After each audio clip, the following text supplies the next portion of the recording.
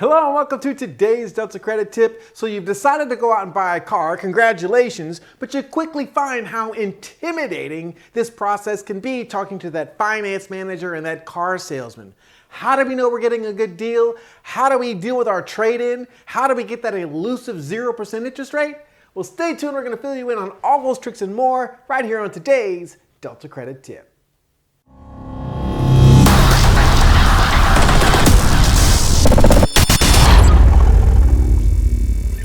Hello and welcome back to today's Delta Credit Tip. I'm Michael Holmes of Delta Credit Restoration, bringing you yet more information to help you in your credit restoration process. Today we're going to talk about buying a car, right? It can be one of the most intimidating experiences that you go through because there's a lot involved and you've got this finance manager and you got this sales manager all pitching at you, trying to get you into this deal.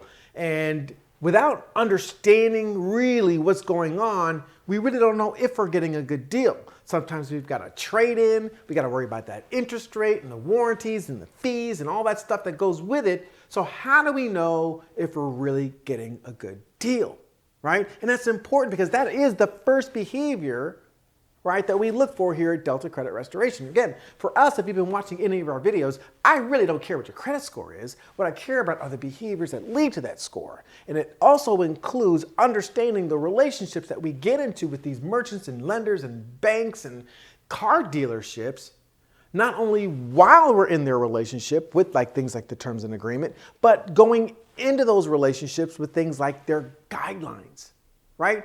The more we understand what they're looking for, the more we speak that, love language of the lender, the more we can get out of that lender what we're looking for. So what we're gonna do is we're gonna take that information straight from the horse's mouth, right? So we're gonna go hop in the hoopty, right? And take a field trip to visit one of our friends who's a finance manager to figure out, well, how do we negotiate and navigate that conversation and that negotiation in trying to get that new car.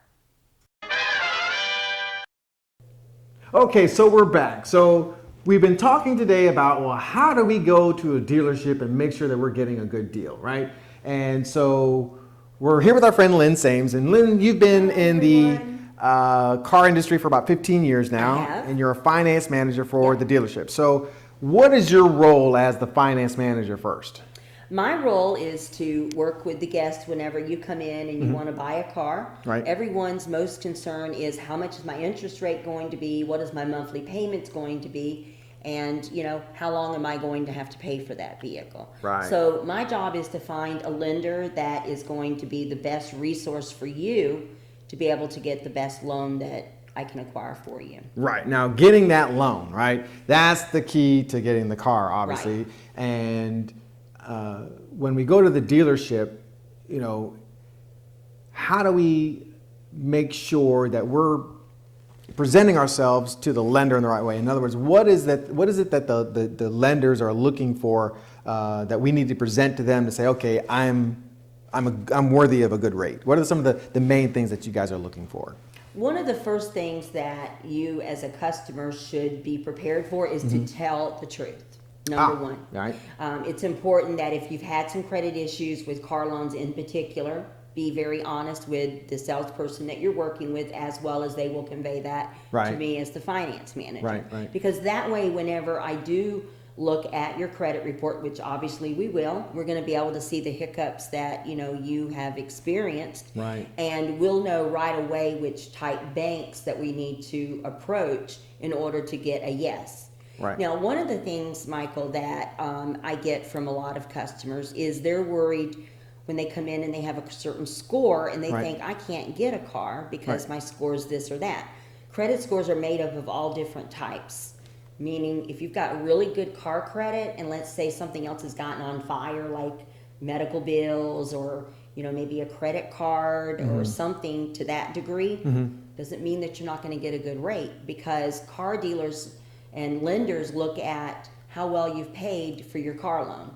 So therefore, it's going to be very helpful if you say, whether good or bad, hey, I've had a great loan, I paid off a car in the past, or yeah, I had some complications, and find out what happened so that we can convey that to the bank to let them know You had some issues, but you're no longer having those issues any longer. Right, because as a dealership, you're looking for different kind of buying behavior than what, say, somebody looking for a mortgage is trying to do, or a Absolutely. credit card. You're really focusing on, well, how did you perform on your cars? Correct. Right. Everything, this is completely, even though mortgages and other things do play into a part, the banks are more apt to give you a loan if you've already shown that you have good paying history for a car loan. Right. That makes perfect sense. So when I go to a dealership, I want to buy a car. I have I have one of two approaches I can take. I can either go to my bank, Right. get pre-qualified, and then go to the dealership, Right. saying, hey, I got basically cash, Right. right? Or should I use the dealer's lender? What I would recommend is definitely do your due diligence. One of the things that you will run into if you go to a dealer and you say, hey, I've got my pre-approval letter here, they've given me this, or some people will go in and be honest about this too. Don't go in and say, well, I got a 3% loan, when in fact you didn't, because they're going to ask you to prove that you got a 3% loan. So then now you don't look very credible at all. So that's extremely important. So if you do go to your loan company, such credit union is what most people, use, know how long the term is going to be, what is your interest rate, how much, this is really important, how much did they approve you for? Because if you have limited credit, they may only approve you for a $12,000 loan, where we may be able to get you a better loan at a longer, larger amount of money. Also, some credit unions will require you to put a certain amount of money down, where again, we deal with a large variety of loans for car loans, so we can get the bank to say, hey, we're going to give, Susie a chance because we do a lot of loans for you because we've got good loans and we've got bad loans. So it's good to do your due diligence, but be honest, but also be prepared, because a lot of dealers, they don't like you bringing your pre-approval letters. They don't make any money off of you. Right. So what's going to happen is they're going to find a way to make money off of you. Exactly. So be open to see what the dealer is going to offer you interest rate wise, because what I always tell people, it's about the bottom line number. People get fixated on interest rates. It's really about payment and what the bottom line number is. Right. Now, you guys are able to shop around to get those better rates, because the bank's only going to pull what the bank's going to lend to. Correct. But if you go to you're going to work more like a broker, I guess, and kind of farm them out. Correct. But for the consumer, what that translates into is multiple pulls. Right. So, most people don't say, oh, I don't want my credit pulled 20 times. Right. But is that really kind of a necessary evil to get that best rate? Or should we be firm and say, oh, I only want one pull? No. A person should not expect to have 20 pulls. Number one, if you have a good finance manager, they're going to be able to look at your credit report. Especially, again, going back to the honesty. Right. They're going to know what banks, based on your credit score, your credit history, and truthfully, they should not really send your credit to more than 3 people, because they're going to know whether you're subprime, meaning that subprime is someone who does have problematic credit that's definitely going to be a little higher interest rate than a prime lender, where Chase or somebody that might not lend to somebody that's a subprime. Right. Well, so let me ask you, where does subprime really start? From a credit score perspective, what do you need to be above to avoid that subprime? Because, what I've always told my clients, and I could be completely wrong, but I always told them, if you're above an 800, you go to the dealership. And the reason why is because at that point, you guys are approaching those really, really, really low interest rates. And like you say, you make money on the car, the loan, the warranties. You guys can make money in other ways. The bank can only make money on the loan. Right. So I say if you're above 700, you go to your bank. If you're below 700, but above, say, if you're above 700, you go to your dealership, I'm sorry. And if you're below 700, but say maybe around 650, you go to the dealership. And then below that, you want to go back to your bank. Correct. There's a lot of information that goes along with a credit score. You can walk in and be a young person and say, I have a 700 Beacon or I have a 750, but you have one little credit card. Right. So therefore, it's not really a 700 or a 750. Right. We're still potentially going to be looking at subprime. Right. However, if you are an adult that's got a nice credit file, even a few hiccups and you've got a 700, as long as you don't have multiple car loans. That's the other thing. You can have an 800 Beacon, and if you've got 5 car loans open, you still may get a decline. Right. So you've got to look at, again, how much credit have you utilized already, which I'm sure you've already talked around with some of your YouTube videos. So it's important that you know how many car loans you already have, again, being honest, but more importantly is you've got to be able to expect your finance manager or the dealership that you're working with, just tell them, look, I do not want my credit pulled more than 3 times. You could even say, I only want it to go to Capital One or whatever. You can dictate whatever that bank is that you're comfortable. Right. You can dictate. Can you try them? Generally, I as a finance manager or them as a finance manager will come out and interview you and find out what your reasonings are for those particular banks. And then they'll also give you suggestions if they feel that those are not good banks to go and get a loan with. Well, let me ask you, in our search of trying to find the right lender, are we able as consumers to go to you as a finance manager and say, hey, do you happen to have the rate sheets for Capital One or this lender or that lender? So we can kind of see in advance, because I already know what my scores are, I already know what my debt to income is, I know how many car loans I have. I just don't know what the dealership is looking for. Is there a way to talk to a finance manager and say, hey, look, let's just look at these rate sheets and see which one is the best one? I guess that's kind of what you're talking about, is a good finance manager will already know we got to go to this one, or this one. As a rule, they're probably not going to bring out the rate sheets because there's a lot of proprietary information that's on that, and also legal stuff. Right. But however, if a finance manager knows that you've done your due diligence and they know that you're not a dummy walking in and you've got blinders on, they know they're dealing with a very serious consumer. So they're going to do everything. They're not going to let you walk out the door. They're not. But one of the things you've got to be careful is that you don't push too hard for this unbelievable interest rate, because the dealership's going to make the money somewhere. Right, and that's really what everybody's looking for. Where is that elusive 0%? Okay. Right? How do we get the 0%? Okay. Well, let me give you a little advice about 0%. Okay. Okay. First of all, most of the time, 0% has disclaimers. You're going to give up. You're not going to see 0% on used cars, ever. You're going to only see them on new cars. And these are going to be incentives that the dealer is offering, such as, say, Toyota, Nissan, Ford, what have you. They might offer 0% at 72 months, but there's a big but. There may be a $4,000 rebate that you have to forfeit to get that particular 0%.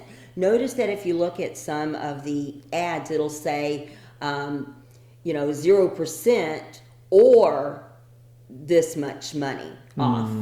Doesn't say and, it says or. It'll say 0% available or, $4,000 rebates on whatever. And what I advise, if you are going to keep your car a full, let's say they're offering it for 84 months or 72 months. They're offering 0% for long term now, depending on the price of the vehicle.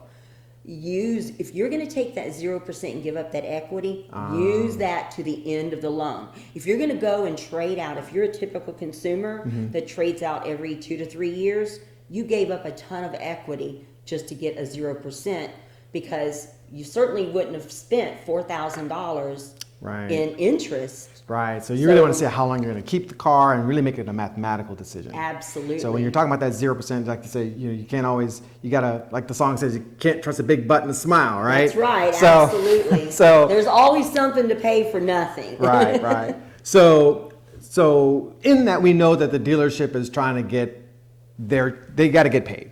It's normal to think that they got to get paid. But as we start going through that sheet of fees, we're going through the truth in lending statement, whatever you want to call it. what are some of the things that we might be able to negotiate out that really, what are some of those fees that can kind of slip in there that are really negotiable or non-negotiable that we can talk about to a Well, dealership? some of the fees, obviously, when you go to look at a car loan, you're going to be presented a large menu of different options. Right. Warranty is a very good, in my opinion, is a very good option to consider, especially if you're buying a used car. Because if you're going to keep that, you certainly want to make sure it's going to continue running and it's going to cost you minimal amount. But what you're referring to is there's a lot of options like something called permaplate, dent protection, things that wheel locks. I've seen window tint that cost you $500 that only cost you $50. Yeah. These are things that dealers that you will see all of these big pricing. They'll give you these big pricing, and then what'll happen is it says with dealer add-ons at the very bottom. Well, these dealer add-ons can be, upwards to $2,000-$3,000. So what you can say is, hey, I don't want to buy these dealer add-ons. Well, you're going to have to pay more for the car price. I can promise you that if they do want to sell cars, they're going to take those items off. And the things that they said were on there, they can't take off. So, because that would be, unethical of them. The wheel locks as an example. You're not going to go out and start taking the wheel locks off. So, what if we're trying to go buy a car and we got a trade in? That's a really good one. That's where they get you a lot. So, what do we need to be cognizant of if we've got a trade in? Well, what you need to do first is go on KBB. KBB used to be, which is Kelley Blue Book. They used to be very out of sync. They used to tell you what you wanted to hear. Now KBB is actually, or Kelley Blue Book, has actually moved more into a realistic price point. So it's really pretty close to what the dealer's going to give you for your car. Nice. So do a little research on that. Make sure, though, there's several different things that you need to plug in to get an accurate. Number one, you want to know what trim level your car is, meaning what options are on your vehicle. You also want to know, be truthful about the miles. Change that. Be truthful about the condition, because no car's excellent, but everybody wants to come in and say their car's excellent. That means you don't have to do anything to the car. You can put it on the showroom floor and sell it without anything. That doesn't happen. So definitely go with good. Good is a fairly, reasonable answer. Okay. So and also do it for dealer trade-in. Don't do it for private or for private sale or that. You want to make sure you put it for dealer trade-in so that you're not going expecting retail or retail price for your vehicle. So when you go in and you already have this in the back of your mind, understand that they will probably lowball you on your trade. So you want to be educated about your trade value. Okay. One thing you want to be careful is for them, I call it romancing your trade. Romancing your trade means they'll give you this boatload of money, tons of money, and you're like so happy. You're like, wow, I was only expecting $8,000 and they just offered me $12,000 for my trade, and you're like, oh wow, let's do business. Right. What you didn't realize is they never discounted any of their car, and they took the rebate money that might potentially be there and they added it to the trade value. So in essence, they gave you no discount, so you really didn't get any more for your trade. So let me ask you, when you're walking into the dealership and you're presenting all these papers, that's a lot. I mean, there's so many moving parts to buying a car. How do we, other than doing some of our due diligence on the vehicle and how much it costs and all that good stuff, how are we going to be able to, are there services that, or resources out there that we can lean on that can help us negotiate those things? I heard they have the car buyers. Like I can hire somebody to go in there and buy the car for me. Do they really work, or is that really just kind of a waste of time? Not really. To me, it's a waste of money. Because the average consumer knows what to expect. The internet has opened up a whole world of how much should I spend on this car, right? And how much should I get for my trade. And honestly, you can do just as great a job without spending that money that you were going to be saving on a car buying. It's called a car buying service, is what Michael is speaking about. And truthfully, just educate yourself and you can just go do it yourself.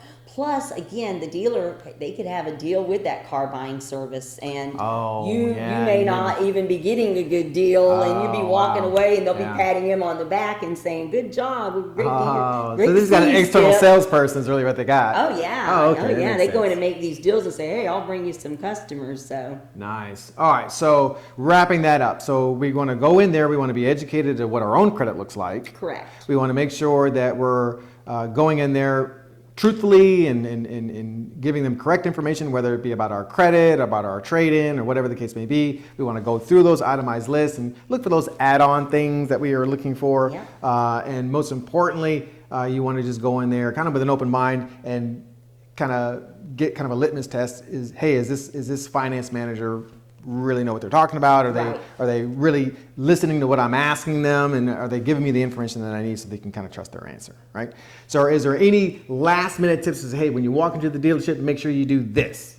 Be nice. I can't express anything more than be nice. If you go in with a chip on your shoulder and you're very upset and you don't trust them, I promise you it's not going to turn out good. Nice. But if you go in and you're nice and you're calm and you're very open with what we talked about, chances are you're going to leave with a good deal, because, again, dealerships want good reviews and they want guests just like you. Yeah. And you're gonna go out with a really good deal. Fantastic. Well, hey, I really appreciate you spending some time and sharing this information with our viewers. Absolutely. Hopefully you find this information helpful. If so, don't forget, give us that thumbs up, subscribe, and hit the bell so that every week as we come out with more information to help you in your credit restoration process or car buying process, you get that information right out of the gate. Again, thank you. And you're over there with... I'm with Echo Park Automotive. You know, we are an amazing dealership if you're looking for a used car. We're new to Tampa, over across from Tampa Stadium. So come see Lenny. I'm sure Michael can hook you up with me. Fantastic. Well, again, see you guys next week. And in the meantime, make a choice, make a change. Delta.